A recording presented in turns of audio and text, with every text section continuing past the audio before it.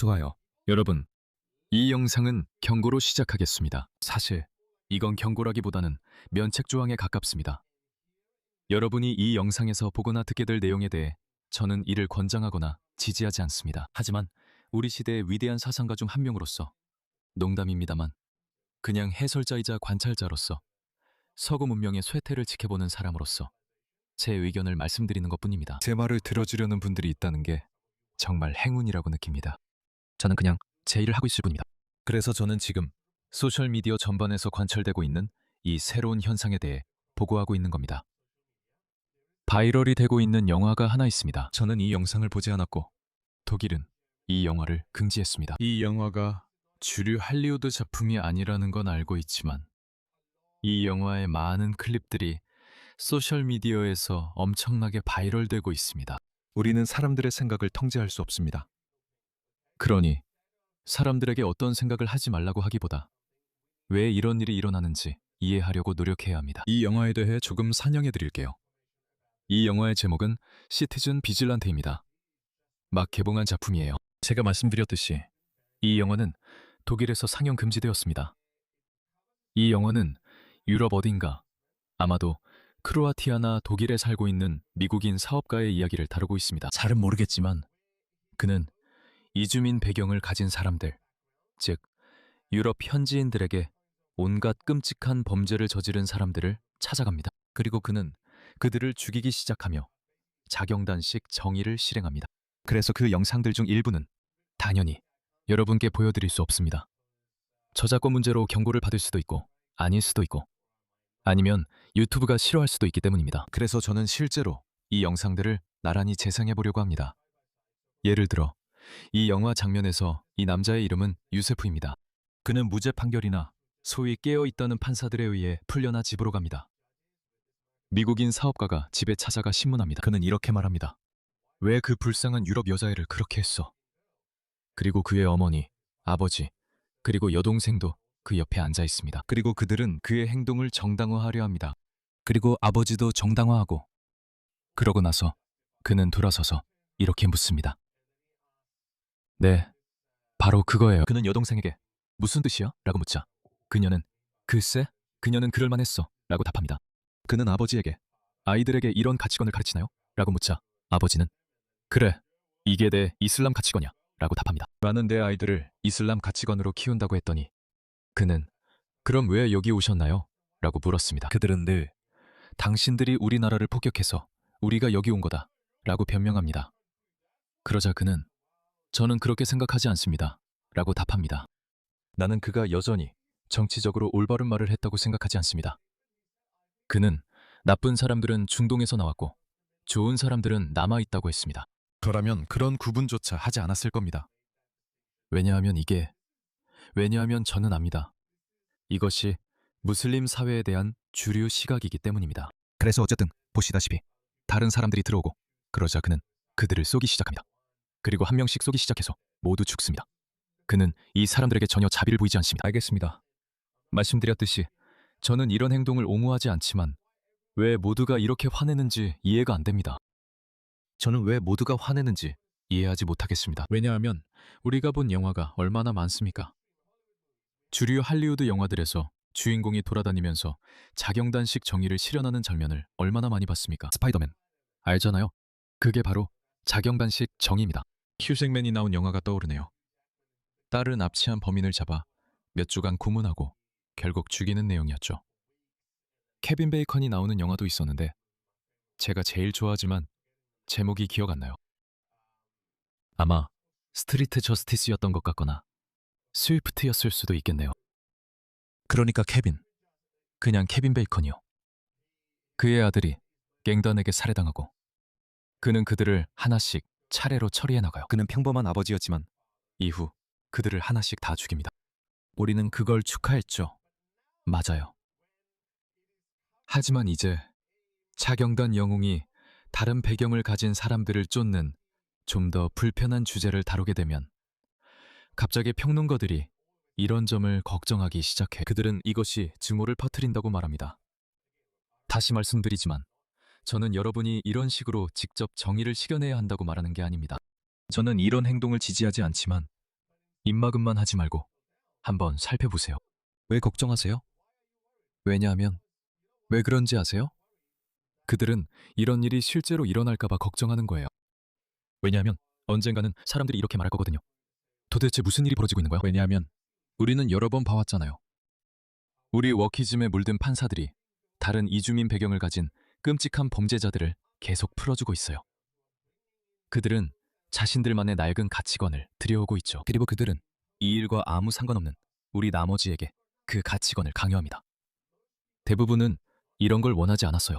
대부분의 사람들은 사실 이런 생각을 주입받았어요. 미국이 그들의 나라에 폭탄을 떨어뜨리고 있고 아프리카에는 내전이 있으니 이 사람들은 좋은 사람들이고 우리와 똑같은 사람들이라고요. 어쩌면 그럴 수도 있겠죠. 하지만 그들이 우리에게 말하지 않은 것은 그들이 자신들만의 가치관을 가지고 올 것이고 그 가치관은 서구의 가치관과는 맞지 않는다는 점입니다. 그리고 그들은 알다시피 그들의 가치관을 강요할 겁니다. 그리고 우리는 이런 일들을 하는 것이 남성들뿐만이 아니라는 것도 봐왔죠. 알겠습니까? 그들의 가족들도 그들을 감싸주고 있습니다. 자, 이걸 보여드릴게요. 서구에서 태어나고 자란 사람들조차도 그들을 감싸줍니다. 이 사람은 파키스탄인 집단 강간범의 아버지입니다. 그리고 그의 말을 들어보세요. 그래서 시민자경단 영화의 그 장면이 정말 사실인 겁니다. 그들의 가족들은 그들의 행동을 정당화합니다. 우리는 어머니들이 아들을 옹호하는 모습을 봤습니다. 이 아버지도 자신의 성범죄자 아들의 행동을 옹호하려고 합니다. 그의 말을 들어보세요. 그리고 분명히 그녀는 처녀도 아니었고 성경험이 처음도 아니었습니다. 그는 12살 소녀가 아들에게 성폭행당한 일을 이야기합니다. 그래서 당신은 그것을 강간으로 보지 않는군요. 글쎄, 저는 그렇게 생각하지 않습니다. 그리고 그녀는 13살이에요. 13살이요. 13살이에요. 네, 당연하죠. 그 애는 알잖아요. 그 어색한 침묵 있죠. 그건 걔가 도덕적 가치를 다시 생각해서 그런 게 아니에요. 아니에요. 전혀 아니에요. 걔는 속으로 아, 이제 내가 할 말 알겠네 라고 생각해요. 이 말이 서양인들 귀에는 불편하게 들릴 거라는 걸 알고 있는 거죠. 그래서 이걸 정말 미친 소리처럼 들리지 않게 포장해야겠다고 생각하는 거죠. 그게 그가 생각하는 거예요. 그는 그래. 그녀가 좋은 지적을 했네. 13살 아이는 아직 아이야 라고 생각하지 않아요. 그들은 13살 여자아이를 아이로 보지 않아요. 정말로 그렇지 않아요. 아이샤는 무함마드와 결혼했을 때 6살이었고 무함마드는 그녀가 9살 때 성관계를 가졌어요. 그리고 여러분에게 그것이 완벽하다고 말하는 다른 많은 무슬림 학자들도 있어요. 사실 있잖아요. 여러분 혹시 알고 있었나요? 아마 대부분은 이 사실을 몰랐을 거예요. 저도 이 사실을 훨씬 나중에야 알게 되거든요. 가장 널리 퍼진 견해이며 무함마드 이자즈와 여러 무슬림 학자들도 인정했습니다. 동의 연령은 소녀가 사춘기에 도달했을 때 시작되는 것이 아닙니다. 그것은 부모가 그녀가 성관계를 견딜 수 있다고 판단할 수 있는 시점부터 시작됩니다. 그때부터 시작되는 것입니다. 6, 7, 8살일 수도 있고 사춘기가 조건은 아닙니다. 아무튼 이게 바로 그겁니다. 그는 괜찮네. 그녀는 원래 그런 여자였어. 라고 생각합니다. 루퍼트 로우의 조사입니다. 저는 한 소녀의 증언만 읽었습니다. 그녀의 이름은 클로이였던 것 같아요. 첫 번째였죠. 저는 그걸 넘길 수가 없었습니다. 정말로 넘길 수가 없었어요. 그건 공포 이야기입니다. 저는 스트로 도그스라는 영화를 본 기억이 납니다. 이 영화는 미국 중서부 어딘가를 배경으로 하고 있는데 도시에서 살던 여자가 자신의 고향으로 돌아가서 어릴 때 함께 자란 불량배들을 만나고 그들이 그녀를 집단 성폭행하는 내용입니다. 저 영화를 보며 실제로 이런 일이 벌어지면 인생이 끝날 것 같아 정말 끔찍하게 느꼈던 기억이 있습니다. 그리고 그 장면이 영화적으로 정말 아름답게 담겨 있었어요. 혹시 모르시는 분들을 위해 말씀드리자면 저는 사실 예술을 공부한 적이 있습니다. 저는 젊었을 때 영화 제작과 연기를 공부했어요. 그래서 이런 것들에 대한 감각이 있고 좋은 예술을 정말로 감상할 줄 압니다. 좋은 연기도 정말로 좋아합니다. 저는 스트로독스 영화를 정말 충격적으로 느꼈던 기억이 있습니다. 그런데 제가 아스만 골드가 강간갱단 조사 보고서에서 클로이란 소녀의 증언을 읽는 걸 들으면서 생각했어요. 제 마음속으로 세상에. 만약 오직 클로이의 이야기만이 실제로 영화로 만들어졌다고 상상해보세요. 그건 당신이 지금까지 본 영화 중에서 가장 끔찍한 영화가 될 거예요. 가장 끔찍하고 반복되는 영화죠. 그리고 그녀는 그 안으로 빨려 들어갑니다. 일부는 그녀를 비난할 수 있지만 그 일이 일어났을 때 그녀는 11살이었다는 점을 기억해야 합니다. 그리고 그 일은 그녀가 이런 소아성애자들에겐 너무 나이가 들 때까지 계속됩니다. 그녀가 19이나 20살이 되어서야 그들은 그녀를 풀어줍니다. 왜냐하면 이제 그는 너무 나이가 많기 때문이죠. 이제 그는 그들에게 더 이상 매력이 없어요. 그리고 이 기간 동안 그녀는 거식증에 걸리게 됩니다. 약물 남용도 하게 되고 온갖 끔찍한 성병에 감염되기도 하죠. 정말 끔찍합니다. 이 일들은 정말 오래 계속됐어요, 여러분. 이 모든 일들은 오랫동안 계속됐어요. 이후 영화 시티즌 비질란테가 개봉하자 독일 정부는 실제 발생을 우려해 금지시켰습니다. 심판의 날이 올 거예요. 다시 한번 말씀드리지만 저는 그런 행동을 지지하는 것이 아니라 관찰자일 뿐입니다. 저는 변화와 진화, 퇴보하는 모습을 실시간으로 보고 있습니다. 그래서 언급하는 겁니다. 이제 이 영상을 계속 보죠. 이 아버지입니다. 저는 그렇지 않습니다. 그리고 13살이에요. 13살이라고요. 네, 분명히 그건 우리에게도 어느 정도 책임이 있다는 뜻이죠. 어느 정도요? 하지만 그루밍에 대해 저는 판사와 배심원 모두 너무 지나쳤다고 생각합니다. 경찰도 이 친구들이 아시아인이라는 이유만으로 너무 지나쳤어요. 이 친구들은 아시아인이었습니다. 영국 당국이 그들의 범죄를 은폐하는 데 공모했음에도 불구하고 반대편 시각을 보면 그들은 인종차별이라고 말하고 있습니다. 그들은 그냥 아무런 처벌도 받지 않고 빠져나갔어야 했습니다. 실제로 많은 사람들이 그렇게 했습니다. 수천 명이 그랬지만 우리는 1,400건 자백만 확보했습니다.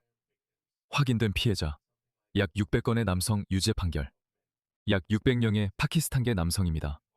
그래서 함자 유스프와 메우디 하산 같은 이슬람주의자들은 실제 수치를 백인 범죄자들과 비교하며 아무것도 아니라고 바다에 떨어진 한 방울에 불과하다고 주장합니다. 그건 바다에 떨어진 한 방울에 불과하다고 말합니다. 네, 어쨌든 그래서 저는 이 영화를 보고 싶어요. 말씀드렸듯이 그의 장면들은 정말 강렬합니다. 좋고 대규모 예산이 들어간 작품처럼 보이진 않지만 죄송합니다. 하지만 주제가 매우 강렬하다고 생각해요. 그리고 저는 리트윗도 했고 우리가 모두 묻고 싶어하는 질문들이라고 말했어요. 왜냐하면 우리가 무슨 말을 하는지 조심해야 하니까요. 우리는 일부러 우리의 실수를 기다리는 사람들이 있다는 걸 알아요. 이것 좀 봐요. 저게 시작이에요. 이 장면은 그가 가족집에 들어가는 시작이에요. 그들은 무죄 판결을 받고 축하 중이고 그는 우리 변호사와 얘기해 보실래요? 라고 말합니다. 참 뻔뻔하죠. 그리고 그는 총을 겨누며 말하죠. 좋아. 들어가자. 얘기 좀 하자.